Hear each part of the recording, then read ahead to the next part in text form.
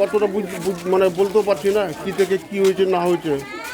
আমরা গার্জেন ছিলাম, আমরাকে বলতো তোমার বাড়ি এরকম করছে কি ওরকম করছে, কি অসুবিধা হচ্ছে। বেশি মেরে দিলে তখন গুলির আওয়াজ পেলাম আমি, আওয়াজটা মানে গুলির মতন আওয়াজ। যখন মেরে দিলে বলছে তখন আমি এখানে করে এসে গাল দিতে লাগলাম, ধর ধর ধর, কিন্তু লোক কিন্তু দেখতে পাইনি।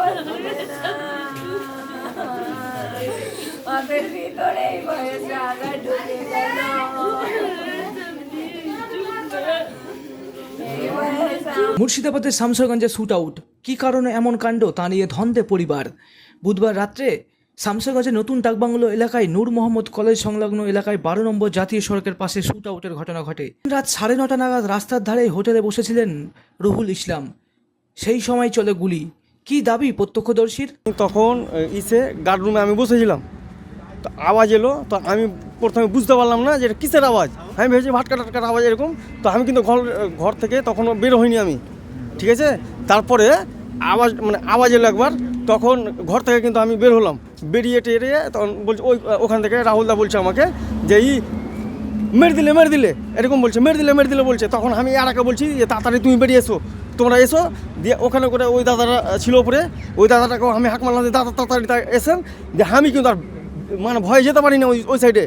আওয়াজ পেয়েছি, মেরে দিলে তখন গুলির আওয়াজ পেলাম আমি, আওয়াজটা মানে গুলির মতন আওয়াজ। যখন মেরে দিলে বলছে তখন আমি এখানে করে এসে গাল দিতে লাগলাম, ধর ধর ধর, কিন্তু লোক কিন্তু দেখতে পাইনি। আবছাটটা দেখলাম যে পালালো, এরকম আবছাটটা দেখলাম। তড়িঘড়ি রুহুলকে উদ্ধার করে স্থানীয় একটি বেসরকারি হাসপাতালে নিয়ে যাওয়া হলে তাকে জঙ্গিপুর মহকুমা হাসপাতালে রেফার করা হয়। যদিও রাস্তাতে প্রাণ যায় রুহুল ইসলামের।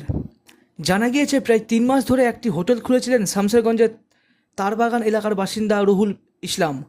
পরিবারের সদস্যদের দাবি, আমরা কিছু কতটা মানে বলতেও পারছি না কি থেকে কি হয়েছে না হয়েছে।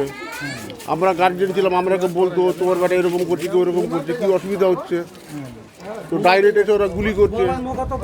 এটা তো বলার মুখেও আমরাকে দেয়নি যে তোমাদের ছেলে এরকম করছে এরকম বদমাশি করছে। আমরাকে তো বলতো, সে ভাষাও তো বলেনি ওরা। আমার মনে হয় এরা বাইরে থেকে লোক নিয়ে এটা শুটার দিয়ে মেরেছে। ব্যবসায়ীর মৃত্যুতে শোকের ছায়া নেমে এসেছে এলাকা জুড়ে। কী কারণে এমন ঘটনা তার তদন্ত নেমেছে পুলিশ।